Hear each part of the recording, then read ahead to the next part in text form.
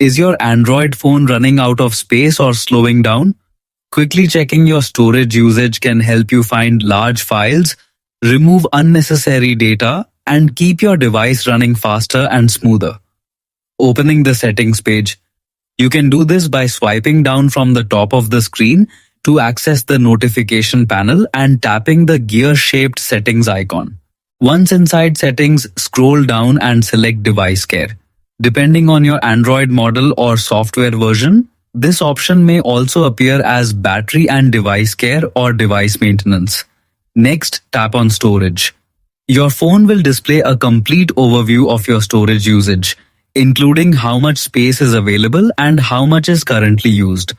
You will also see a detailed breakdown of storage categories such as apps, images, videos, audio, documents, and system files. This helps you quickly identify which files or apps are consuming the most storage space. If your device supports an SD card, you can also check its storage status from the same section. Simply scroll down or switch tabs to view the used and available space on the SD card separately. Regularly checking your Android storage helps keep your device organized, improves speed, and ensures you always have room for important apps, photos, videos, and system updates.